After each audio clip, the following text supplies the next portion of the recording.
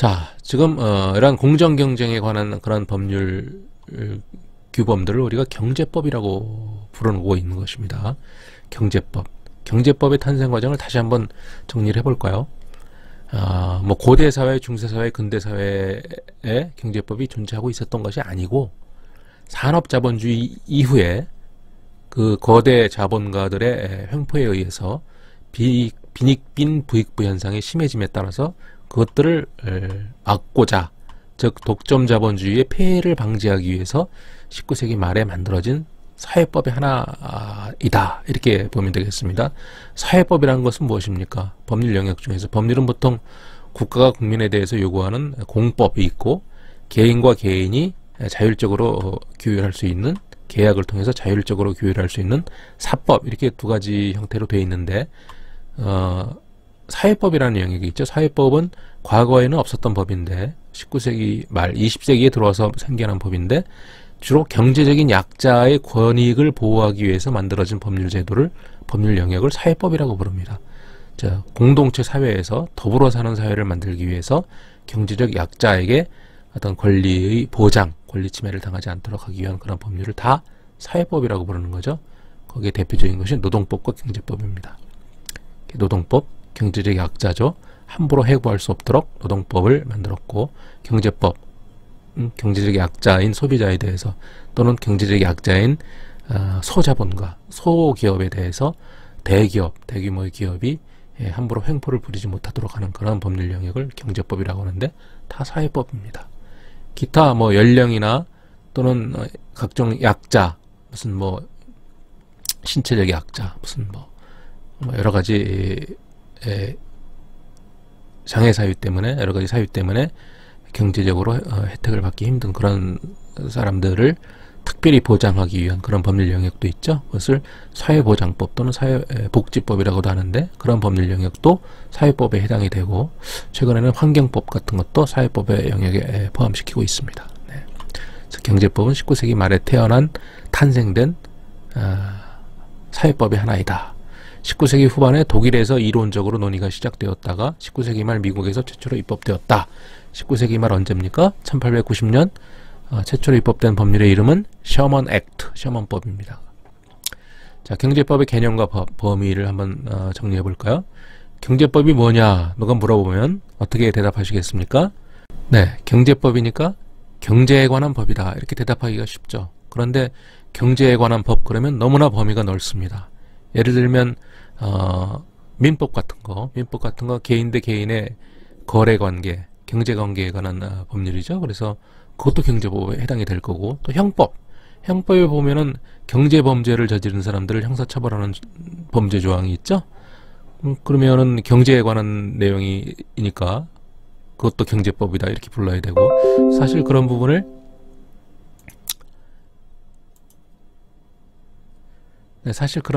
경제형법이라고도 부르기도 합니다. 어쨌든 그다음 헌법에도 우리 좀 전에 살펴본 119조 이하의 상당히 여러 규정들이 헌법상의 경제 정책에 관한 그런 법률 규정들이죠.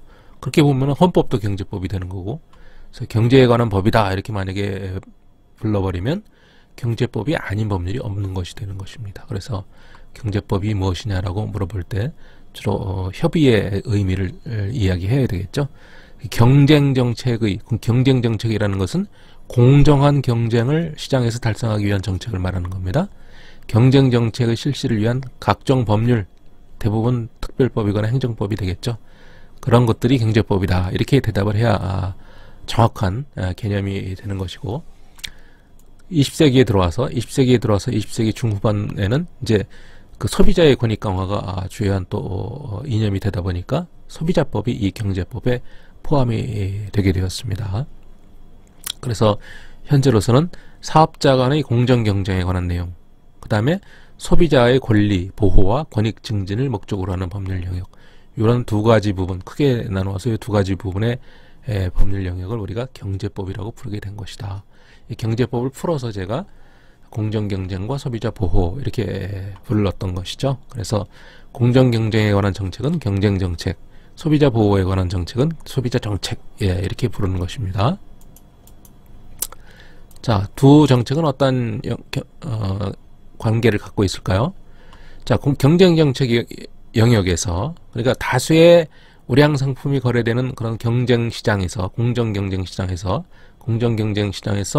공정한 경쟁이 이루어지면, 즉 올바른 제품, 정상적인 제품을 만들어서 파는 그런 경쟁 정책, 사업자 간이 서로 좋은 제품을 만들어서 팔려고 경쟁하는 그런 경쟁이 행해진다면은 그 좋은 제품을 소비자들은 구입을 할 수가 있게 되겠죠.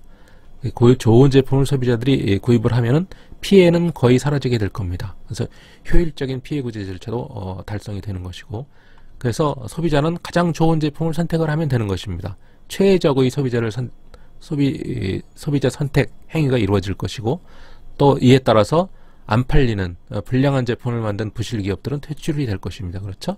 그럼 이것이 경쟁 질서에 영향을 미쳐가지고 가격이나 품질, 서비스에 대한 사업자 간의 경쟁이 유발되겠죠. 좋은 제품 만들어야 소비자들이 구입을 하게 되니까, 그렇지 않은 엉터리 제품 만든 기업체들은 다 또 시장에서 퇴출되게 될 것입니다. 그래서 올바른 경쟁 정책 영역을 추진하다 보면 그것이 올바른 소비자 정책 영역에, 효율적인 소비자 정책 영역에 영향을 주게 되는 것이고, 효율적인 소비자 정책 영역을 잘 세우다 보면, 수립하다 보면 이것이 다시 올바른 경쟁 정책에 영향을 주게 되는 것이고, 서로 상호 밀접 불가분의 관계에 있다, 이렇게 보면 되겠습니다. 그래서 이런 경쟁 정책과 소비자 정책이 서로 영향을 미치다 보면 국가 경쟁력이 높아질 것이고 소비자 후생은 극대화될 것이다.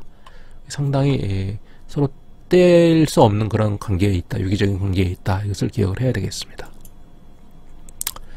자, 그 다음에 그래서 경쟁법의 양대 법제는 결국은 공정경쟁에 관한 법률 영역과 소비자 보호에 관한 법률 영역, 딱 둘로 나눌 수가 있는 것이죠.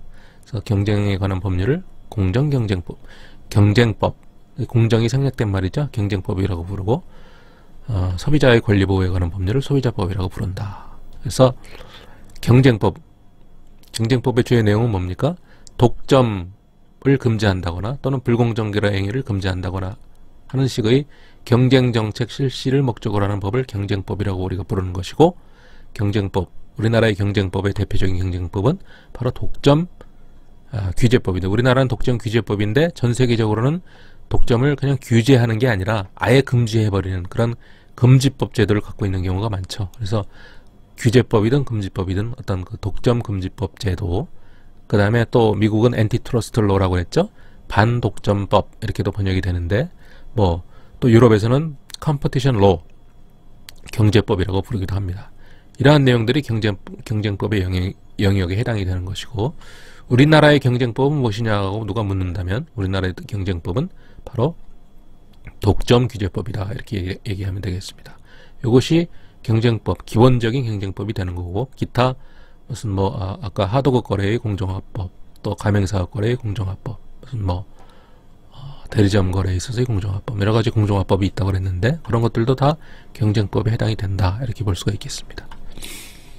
자, 그 다음에 소비자법은 소비자의 보호 및 권익 증진에 관한 소비자 정책 실시를 목적으로 하는 법이다, 이렇게 볼 수 있고, 우리가 상반기에 공부했던 소비자 기본법, 각종 소비자법, 이런 것들이 다 소비자법이다, 이렇게 보면 되겠습니다. 기억납니까?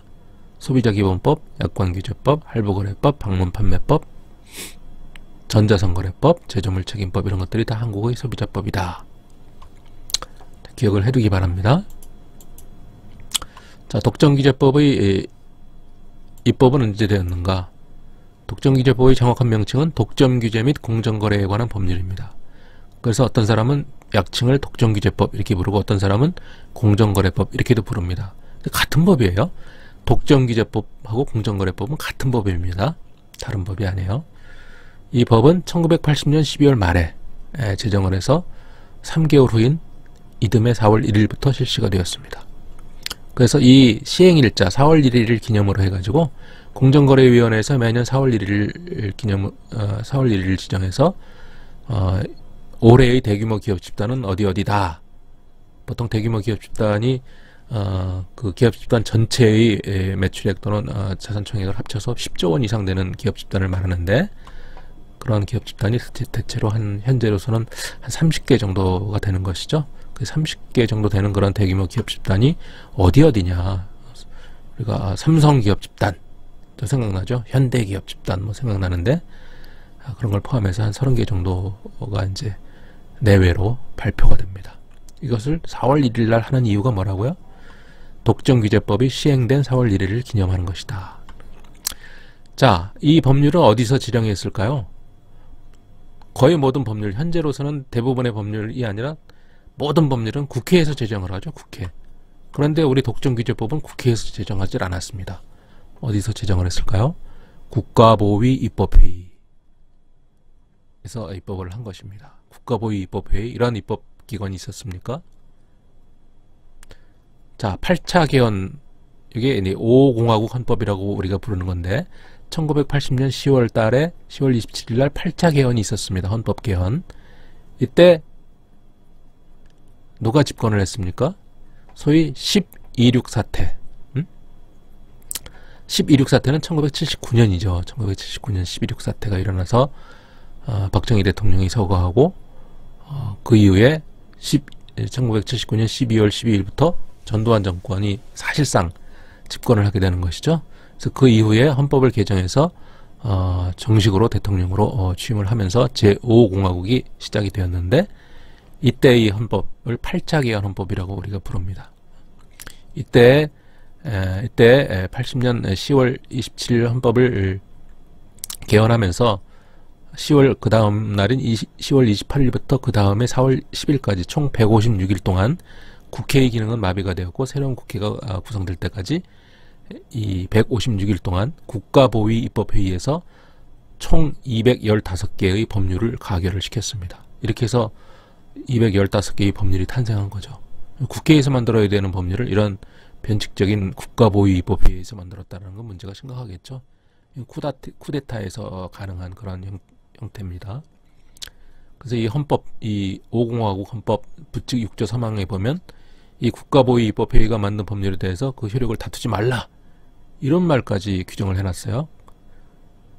결국은 이거 다 어떻게 정상적인 국가로 돌아갔을 때는 이거 다 무효가 되겠죠. 그래서 9년 후인 1989년 12월 18일 날 헌법재판소 결정에 의하면 이 조항은 위법한 조항이다. 이 헌법 개정 취지부터 해가지고 여러 가지 문제가 있기 때문에 이 조항은 효력이 없다, 이렇게 결정을 내렸고, 또 여기서 만들어진 215개의 법률 중에서 상당한 내용이 정치 규제에 관한 내용을 담고 있기 때문에 그런 법률들이 다 무효로 결정이 됐던 그런 법률들입니다. 그렇다면 이 독점규제법은 왜 이때 무효가 안 됐을까요? 독점규제법의 내용은 그것이 그다지 문제되는 조항이 하나도 없습니다.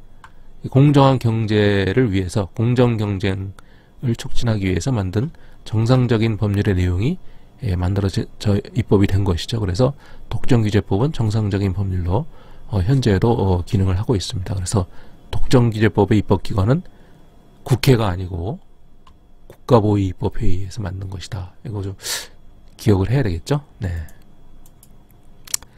자, 독점규제법의 헌법적 근거를 살펴볼까요?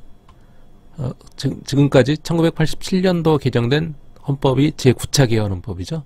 이렇게 해서 9번의 헌법 개정이 있었는데 제4차 개헌 헌법까지 보면은 제84조에서 사회정의의 실현과 균형 있는 국민 경제의 발전을 기함을 기본으로 한다, 이런 내용으로 규정이 돼 있었습니다. 그랬다가 5차 개헌 헌법, 이때는 이제 박정희 대통령이 집권을 하면서 이렇게 개헌이 됐던 거죠. 그 다음에 72년도 유신헌법까지 제7차 개헌 헌법까지의 내용에서는 이걸 좀 세분해서 사회정의의 실현과 균형 있는 국민 경제의 발전을 위하여 필요한 범위 안에서 경제에 관한 규제와 조정을 한다, 이렇게 되어 있습니다. 이렇게 되어 있습니다. 그 다음에 이제 8차 개헌헌법에서 8차 개헌헌법 여기서는 제3항을 또 추가해가지고 독과점의 폐단은 적절히 규제 조정한다. 그래서 아주 구체적으로 독과점을 규제한다, 이런 내용을 헌법에 규정을 둔 것입니다. 그래서 이 헌법에 맞게 1980년 그해 말에 독점규제 및 공정거래에 관한 법률이 제정이 됐던 것이죠. 그래서 이 법률이 이 법률을 제정한 기관은 뭐라고 그랬죠? 국회가 아니고 국가보위 입법회의에서 제정을 했다. 이거 좀 전에 얘기했던 거죠. 그 다음에 그 7년 후 7년 후에 이때는 누가 집권을 합니까? 전두환 대통령의 뒤를 이어서 노태우 대통령이 집권을 하게 되죠. 이때는 제 2항과 3항을 2항으로 통합시켜서 개정을 했는데 독과점이란 말을 쓰지 않고 어떻게 했습니까? 균형 있는 국민경제의 성장 및 안정과 적정한 소득의 분배를 유지하고 시장의 지배와 경제력의 남용을 방지하며 경제 주체 간의 조화를 통한 경제의 민주화를 위하여 경제에 관한 규제와 조정을 할 수 있다. 경제의 민주화라는 용어를 써서 제9차 개헌헌법에서 새롭게 규정을 했습니다. 그래서 모 정치인이 경제민주화 규정을 내가 만들었다, 뭐 이런 주장도 선거철에 이렇게 막 하고 그랬던 기억이 납니다. 자, 독점규제법의 목적을 간단히 살펴볼까요? 독점규제법 제1조에 의하면 이 법은 사업자의 시장지배적 지위의 남용과 과도한 경제력의 집중을 방지하고 부당한 공동행위 및 불공정거래 행위를 규제하여 공정하고 자유로운 경쟁을 촉진함으로써, 그러니까 공정경쟁을 통해서 자유경쟁이 만들어지는 것이겠죠. 그래서 창의적인 기업활동을 조장하고 소비자를 보호함과 아울러 국민경제의 균형 있는 발전을 도모함을 목적으로 한다. 뭐 이런 것들은 그냥 결과적으로 궁극적으로 만들어지는 그런 목적이고, 이 독점규제법의 직접 목적은 뭐예요? 공정하고 자유로운 경쟁을 촉진한다. 더 직접적인 목적은 공정경쟁을 촉진하는 것이다. 그 수단은 뭐예요? 경제력 집중 방지, 시장 지배적 지위 남용, 부당한 공동행위 금지, 불공정거래 행위 금지. 여기다 다 써버렸습니다. 그래서 이 독점규제법의 내용은 요 내용을 구체적으로 규정하고 있는 것이죠. 네. 자, 독점규제법의 구성을 그래서 다시 한번 이렇게 살펴보면 전체적으로 실체적 규정 한 절반 정도 하고 절체적 규정 한 절반 정도로 구성되어 있는데, 실체적 규정은 뭐야? 사업자에 대해서, 기업을 운영하는 사업자에 대해서 이런 행위는 하지 마라 해가지고 6가지의 금지 행위를 두고 있습니다. 또 사업자뿐만 아니라 사업자들이 모여서 결성해서 단체를 만든 사업자 단체에 대해서도 일정한 행위를 금지하고 있습니다. 어떤 행위를 금지하는 내용을 우리가 실체적 규정이라고 합니다. 그러한 행위를 위반했는지 잘 지켰는지를 심의하기 위한 어떤 절차적인 내용을 담고 있는 규정을 절차적 규정이라고 합니다. 그렇죠? 그래서 이러한 내용을 소관하고 있는 그 조직은 뭐냐? 조직은 공정거래위원회라고 했죠. 그 다음에 공정거래위원회가 법 위반 행위를 어떻게 심의하고 의결하는 것인지 조사, 심의, 의결 절차를 규정을 해놓고 있고, 그 다음에 이러한 그 절차와 관련해서 법 집행 관련 각종 제도가 있는데, 예를 들면 신고자에 대해서 포상을 한다든지, 또는 예를 들면 뭐 부당 공동행위, 즉 카르텔을 실시한 그런 기업 중에서 스스로 자진신고, 자수한 기업에 대해서는 책임을 묻지 않는다든지 하는 그런 제도를 자진신고 제도라고 하죠. 그 다음에 기업이 불법행위를 스스로 잘 지키도록 하겠고, 잘못된 부분을 고치겠다라고 하는 시정계획서를 제출하면 그대로 승인을 해주는 그런 동의 의결 제도가 또 있습니다.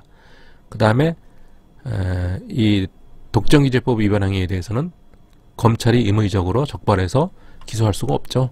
공정거래위원회가 고발을 해야만 기소할 수가 있습니다. 이것을 전속고발제도라고 합니다. 이러한 내용들이 절차 규정으로 규정이 되어 있습니다. 자, 사업자에 대한 금지 규정은 전부 6가지가 있습니다. 6가지가 있는데, 여기 6가지는 그 첫 번째 금지 규정인 시장지배적 사업자의 지위남용, 첫 번째 규정에도 역시 그것도 구체적으로 6개가 있다라는 겁니다. 자, 시장지배적 사업자, 독과점 사업자 우리가 이렇게 부르던 건데, 현재는 독과점 사업자가 시장에 한 개의 사업자나 두세 개의 사업자가 시장을 좌우하는 그런 시장은 별로 없죠. 상당히 많은 사업자들이 존재하기 때문에 그 시장에 영향을 미치는 그런 사업자들을 우리가 시장 지배적 사업자 이렇게 용어를 바꿨습니다. 그래서 이러한 시장 지배적 사업자의 지위 남용 행위 6가지, 가격을 남용한다거나 출고량을 조절한다거나 사업활동을 방해한다거나 시장 진입을 방해한다거나 경쟁 사업자를 배제한다거나 또 소비자의 이익을 현저히 저해한다거나 이런 내용들 6가지 행위를 시장 지배적 사업자의 지위 남용 행위라고 부릅니다. 그 다음에 경쟁 제한 기업 결합. 기업 결합은 뭐예요? 우리가 기업 결합하면 생각나는 게 뭐예요? 합병이죠, 합병. 합병 같은 거. 그런 거 적극 권장해야 되겠죠. 운영이 부실한 기업은 운영이 우월한 기업이 인수해가지고 좀 더 뭐 합리적이고 효율적인 기업으로 거듭나도록 이렇게 하는 것이 좋은데, 그런데 기업이 멀쩡한 기업, 특히 그 경쟁력이 강한 그런 기업이 뭐 1위와 2위의 기업이 서로 기업 결합을 한다거나 하는 것처럼, 기업을 결합하면 그 시장의 어떤 경쟁력에 문제가 생긴다고 볼 수 있을 때, 그런 경쟁을 제한하는 결과를 가져오는 기업 결합은 이것을 규제할 수밖에 없습니다. 그래서 그것을 실질적 경쟁 제한 기업 결합이다. 그래서 사업자에 대한 금지 규정 두 번째인 거죠. 실질적 경쟁 제한 기업 결합. 그래서 이런 일정한 규모가 있는 그런 대기업이 기업 결합을 하려고 할 때는 반드시 공정거래위원회에 신고를 해야 되도록 되어 있습니다. 그럼 공정위가 신고서를 접수해 가지고 그 내용을 잘 검토해서 기업 결합을 승인할 건지 말 건지 결정을 하게 되겠죠. 예외적으로 허용하는 경우가 있는데, 기업 결합을 하는 것이 효율성 증대 효과가 있다, 크다, 또 회장 불가능한 회사를 그냥 망하게 둘 것이 아니라 기업 결합을 통해서 거듭나게 하자, 이런 목적이 있을 경우에, 두 가지 목적이 있을 경우에는 경쟁을 제한하는 기업 결합이라 하더라도 허용을 한다라는 거죠. 그래서 예외적 기업 결합이라고 합니다. 그 다음에 경제력 집중 행위도 금지하고 있습니다. 예를 들면 회사의 형태를 지주회사를 하나 두고 그 지주회사가 다른 회사의 경영을 좌지우지하는 그런 형태의 어떤 구조를 가지고 있는 것을 우리가 지주회사 제도라고 하는데, 지주회사가 자회사의 주식을, 여기서 이 법률에서는 40%라고 하는데, 주식을 취득을 해가지고 자회사의 경영에 막대한 영향력을 미치는 거죠. 또 자회사는 또 자회사를 둘 수가 있는데, 지주회사의 입장에서는 손자회사가 되는 거고, 또 지주회사의 입장에서 증손회사까지, 이렇게 증손회사까지 인정을 하고 있습니다. 지주회사는 뭐 자회사의 주식을 40% 이상 취득을 해야 한다거나, 또는 부채, 은행에서 부채를 자본의 2배 이상 가질 수 없다라든지, 그런 행위 제한 규정들을 규정을 하고 있죠. 이것이 지주회사의 문제이고, 그 다음에 대규모 기업 집단. 기업 집단이 뭐예요? 기업 집단, 우리가 그동안 재벌이라고 부르던 것을 기업 집단이라는 말로 법률에서는 순화시켰습니다. 특히 규모가 작은 기업 집단, 작은 규모의 기업을 특정인이, 동일인이라고 우리가 부르는데, 두세 개 갖고 있어도 규제할 필요는 없죠. 하지만 규모가 큰 기업 집단, 대규모 기업 집단은 일정한 행위를 하지 못하도록 규정을 하고 있는데, 예를 들면 그 소속 회사들 상호 간에 출자를 서로 간에 하지 말아라, 금지한다라고 하는 상호 출자 제한, 또 채무도 서지 말아라, 채무 보증도 서지 말아라 라고 하는 채무 보증 제한, 그 다음에 상호 출자를 금지하니까 변칙적으로 순환 출자를 향하는 경우가 있으니까 순환 출자 형태도 금지한다, 이런 식으로 해서 상호 출자 제한, 채무 보증 제한, 순환 출자 제한에서 상순채를 금지하고 있다. 이게 경제력 집중 행위에 대한 요거는 이제 경우에 따라서 금지이기도 하지만 제한 규정도 있기 때문에 경제력 집중 억제, 이렇게 규정을 해놓고 있습니다. 자, 그 다음에 네 번째 금지 규정으로 부당한 공동행위. 이것은 우리가 잘 알고 있는 카르텔이라고 하는 것입니다. 카르텔. 회사와 회사가 서로 짜고 가격을 올린다거나 하는 것들이죠. 이런 것들을 우리가 카르텔이라고 부르는데, 우리말로는 뭐 담합이라고도 부르고, 순수한 우리말로 짬짬이라고도 부릅니다. 그래서 가격 담합, 거래조건 담합, 공급 담합, 시장 분할 담합, 무슨 설비 담합, 상품 규격 담합, 되게 많습니다. 입찰 담합, 굉장히 많죠. 9가지의 부당한 공동행위, 카르텔 행위를 금지하고 있고, 그 다음에 불공정 거래 행위가 있습니다. 10가지의 사업자가 해서는 안 될 여러 가지 불공정한 거래 행위가 있는데, 특정인의 거래 요청에 대해서 거래를 거절한다거나, 거래를 거절하면 안 돼요. 이유 없이. 또 차별적으로 취급한다거나, 아까 기업 집단 설명했는데, 우리 기업 집단 내의 회사에 대해서는 좋은 조건으로 물건을 공급해 주는데, 기업 집단 소속이 아닌 다른 회사에 대해서는 차별적으로 취급을 한다. 그러면 안 되겠죠. 또 경쟁 사업자를 배제한다거나, 부당하게 고객을 유인한다거나, 또 거래를 끼워 팔기 같은 것을 거래 강제라고 합니다. 그런 내용들.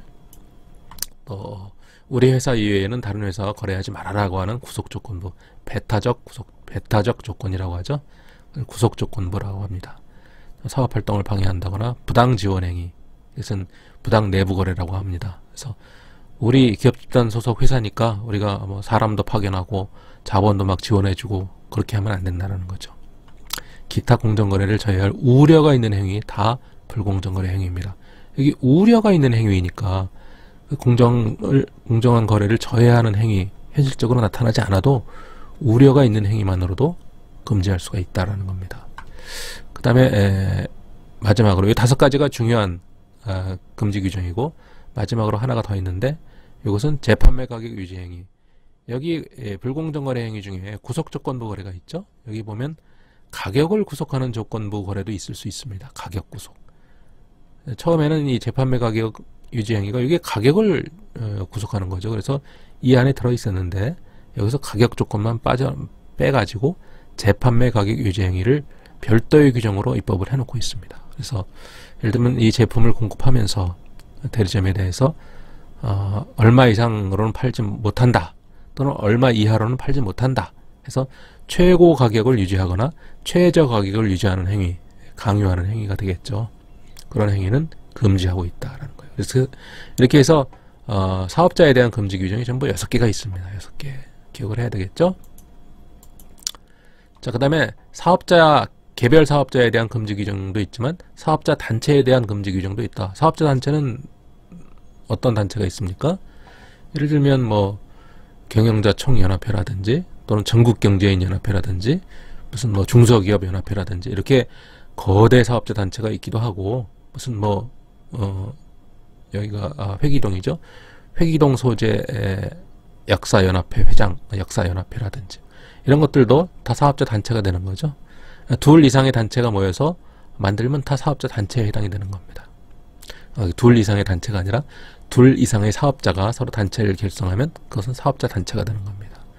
그래서 사업자 단체에 대해서도 지금 그 사업자 개별 사업자에게 금지된 형태, 부당한 공동행위, 카르텔, 불공정 거래 행위, 그 다음에 재판매 가격 유지 행위, 이것은 똑같이 금지가 됩니다. 똑같이 금지가 되고, 그 다음에 단체니까 단체의 구성 사업자 수를 제한한다거나 50개 이상의 회원사를 두지 않는다, 뭐 이런 식으로 수를 제한하거나, 또 우리 소속 회원 사업자들은 이러이러한 활동을 해서는 안 된다 라고 하는 사업 활동을 제한하는 행위, 이런 것도 불법한 행위가 됩니다. 그래서 그 단체의 구성 사업자에 대한 각종 행위를 금지하는 그런 금지 규정이 포함되어 있습니다.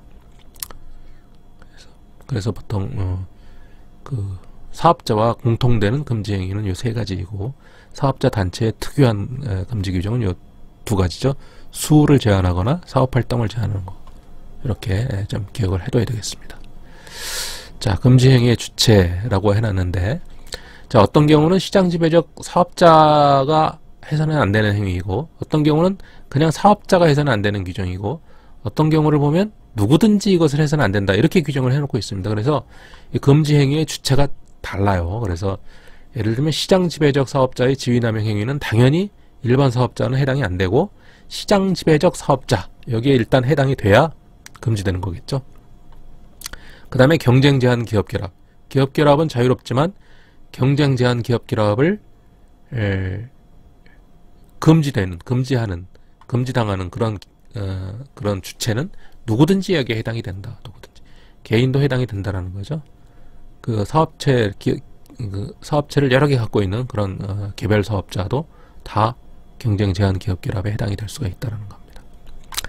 그 다음에 경제력 집중 행위. 아까 지주회사와 대규모 기업 집단 두 가지가 있다고 그랬는데, 지주회사의 행위 제한은 지주회사는 지주회사의 제한을 받고, 자회사는 자회사의 제한을 받고, 손자회사는 손자회사의 제한을 받는 거죠. 또 상호출자 제한 기업 집단의 경우 상호출자를 못한다 그랬으니까 상호출자 금지의 주체는 누구예요? 상호출자 제한 기업 집단에 소속되어 있는 회사.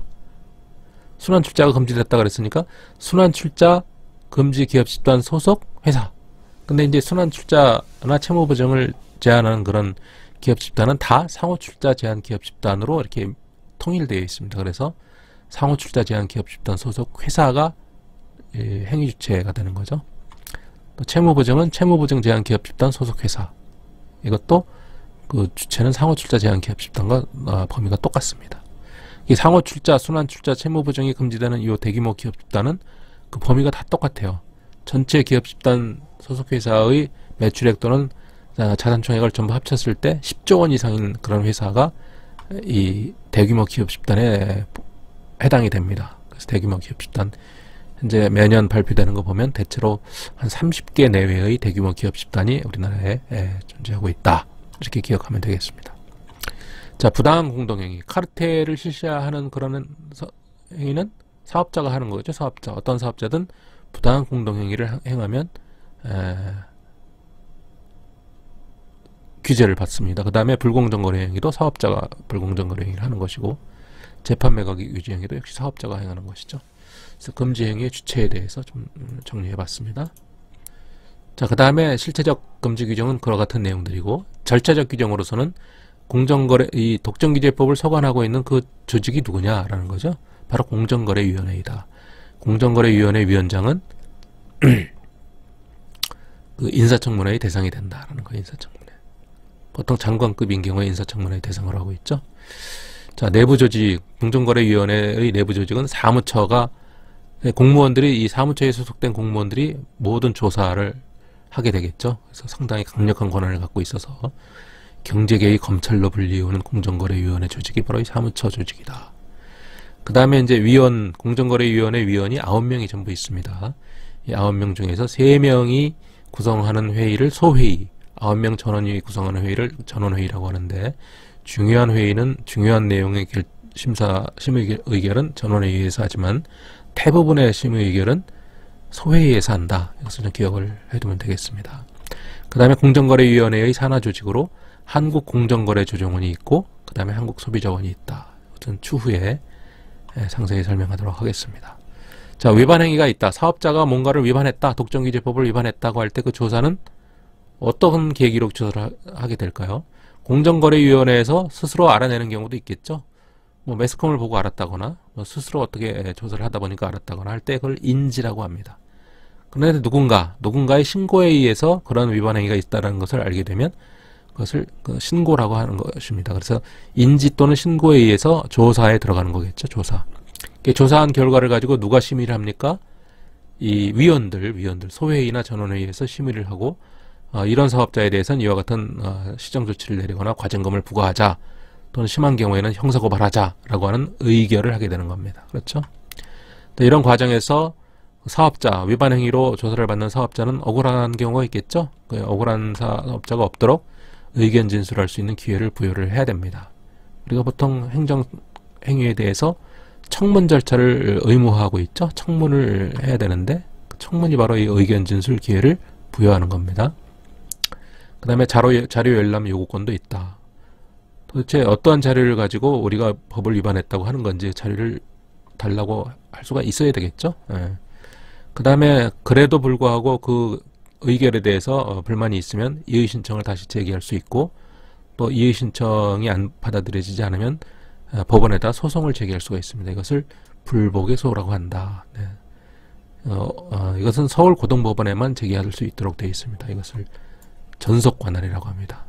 보통 소송은 1심 법원은 아무데나 제기하면 되지만 이 독점규제법 위반 사건에 대해서는 서울고등법원이 1심 전속관할이다라는 거 꼭 기억을 해야 되겠습니다. 고등법원이 1심이니까 그 다음에 2심은 대법원이 되겠죠. 결국은 2심 제도이네요. 경제법 위반, 독점규제법 위반 소송은 2심 제도다라는 걸 알 수가 있습니다. 그렇죠? 자, 그 다음에 절차와 관련해서 여러 가지 관련 제도가 있는데, 신고 포상금 제도가 있습니다. 독점규제법 위반 사항에 대해서 신고를, 누가 어디다 신고를 하겠어요? 공정거래위원회에 신고를 한다.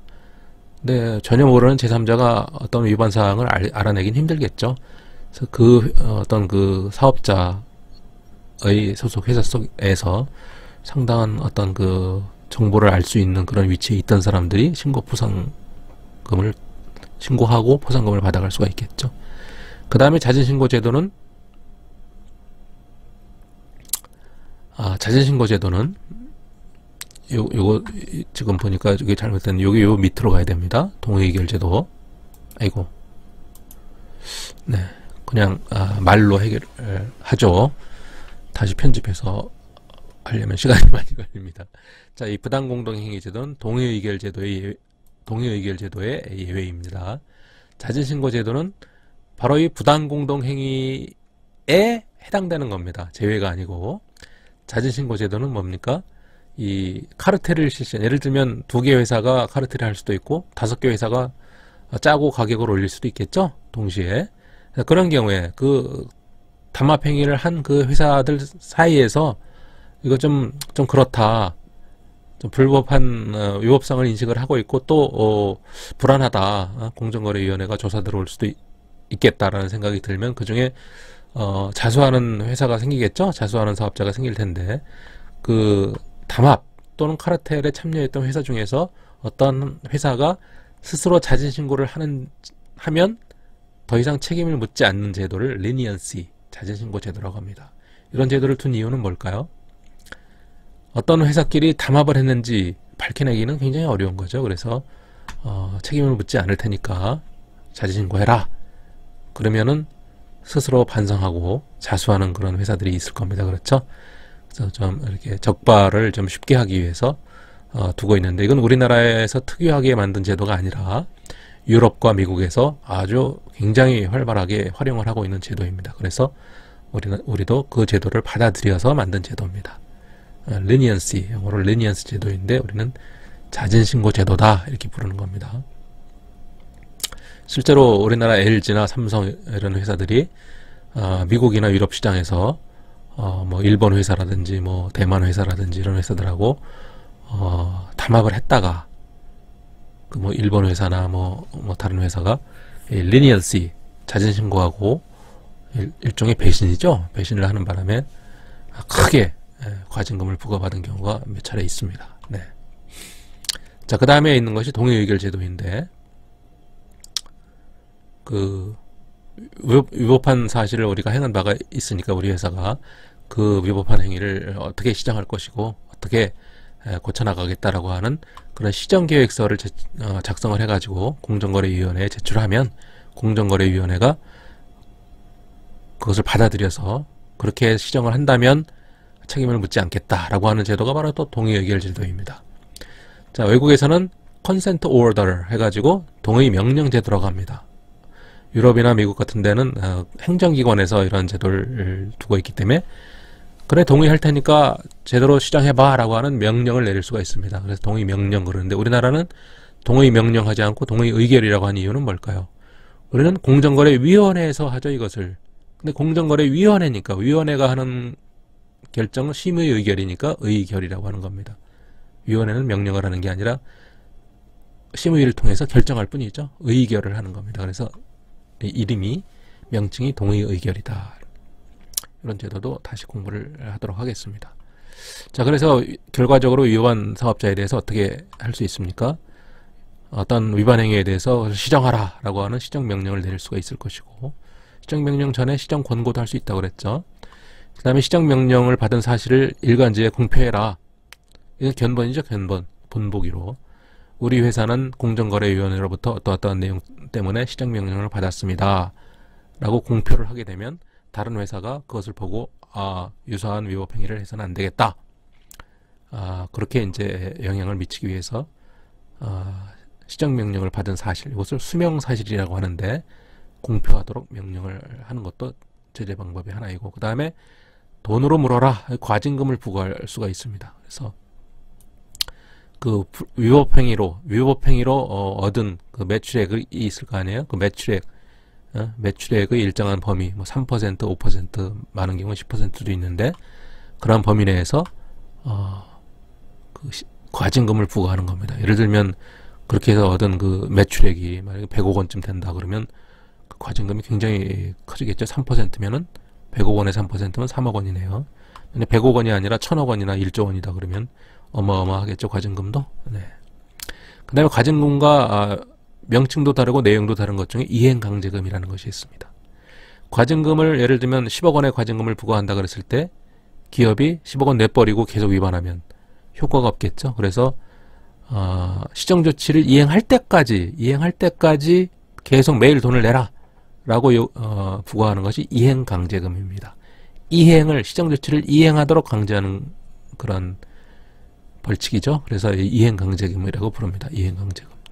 그래서 이행강제금을 부과하는 경우는 세 가지가 있는데, 기업결합 금지 규정 위반자, 기업결합 시정조치 불이행자는 이행강제금을 부과받고, 또 동의의결도 역시 동의의결을 이행하지 않은 자, 자기가 그렇게 시정하겠다고 해놓고 동의의결의 내용을 이행하지 않는 자, 그런 사업자는 이행강제금을 부과할 수 있도록 되어 있습니다. 그 다음에 공정거래위원회에서 이러저러한 자료를 제출하라고 했는데 이행하지 않는 경우에도 이행강제금을 부과하도록 최근에 입법이 되었습니다. 이렇게 세 가지의 경우에 이행강제금을 부과하고, 당연히 이행강제금을 부과하는 경우에는 과징금을 부과하지 못하는 거죠. 네, 기억을 해야 되겠습니다. 좀 자세하게 지금 하고 있는 감이 있는데, 자, 그 다음에 이 독점규제법 위반 행위에 대해서, 그런 사업자에 대해서 검찰이 적발해가지고 이것을 형사처벌할 수가 없다, 기소할 수도 없다라는 거죠. 왜냐하면 이 검찰에 고발할 수 있는 특유한 권한을 공정거래위원회가 갖고 있기 때문입니다. 그것을 전속고발권이라고 한다. 기본적인 위반행위 아까 6가지 얘기했는데, 그 위반행위를 주로 전속고발권의 대상으로 해놓고 있습니다. 그래서 이 전속고발권도 그렇고 또 동의의결제도도 그렇고 검찰의 입장에서 보면 검찰권을 좀 제약하는 그런 내용이 되겠죠. 네. 자, 이렇게 해서 전반적인 어떤 그 공정경쟁에 관한 제도의 전반적인 개요를 살펴보았습니다. 다음 시간부터는 시장지배적 사업자의 지위남용부터 해서 구체적인 내용을 살펴보도록 하겠습니다. 자,